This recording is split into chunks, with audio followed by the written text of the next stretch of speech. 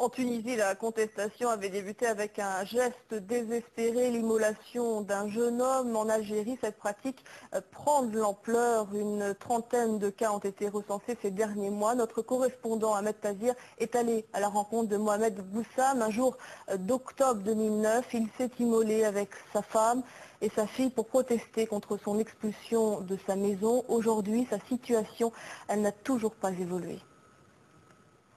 Schleuf, 200 km au sud-ouest d'Alger.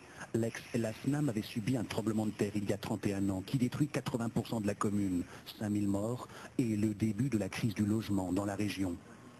Schleuf, c'est là où habite la famille Goussam. Le père est maçon, il a tout laissé tomber pour soigner son fils Mohamed, 27 ans, brûlé profondément au 2e degré. Des exercices tous les jours pour éviter les escarres. Mohamed Goussam est alité depuis 1 an et demi. Un jour d'octobre 2009, il s'est aspergé d'essence devant la mairie, lui, sa femme et sa petite fille de 3 ans. Il voulait protester contre son expulsion de sa maison, un taudis de 4 mètres carrés. Le terrain était destiné à un projet public, selon le maire. Un policier vient les évacuer, il utilise son pistolet taser. L'étincelle met le feu aux vêtements de Mohamed, le brûlant lui, son épouse et sa petite fille. La gamine décédera après 3 mois d'hospitalisation.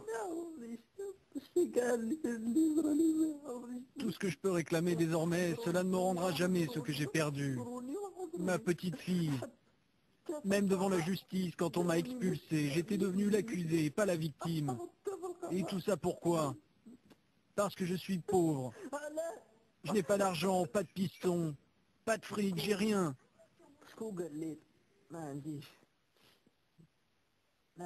Quand je me suis présenté devant le maire aspergé d'essence après mon expulsion, c'était pour qu'il se rende compte de l'injustice, de ce que je subissais, de ce qu'il avait fait. C'est pour cette raison que je me suis aspergé d'essence. Malgré le drame, Nawel, son épouse, est restée auprès de lui. Elle en veut surtout au maire qui avait promis de les aider. Le problème, c'est que personne n'est venu, personne pour se soucier de ce qu'il arrivait à mon mari. Même le maire n'a pas daigné venir nous rendre visite pour s'enquérir de notre situation, pour lui ramener un médecin, lui proposer une prise en charge médicale, rien.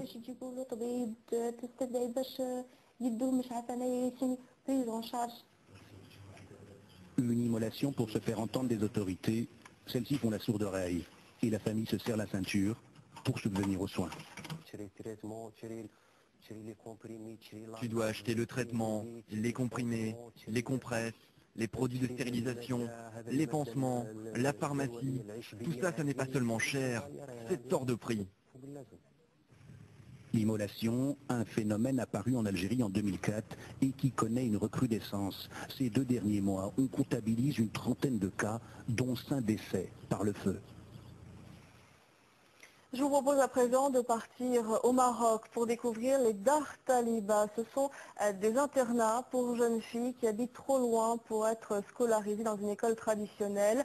C'était l'une des initiatives du grand chantier social voulu par le roi Mohamed VI en 2005 et c'est un succès.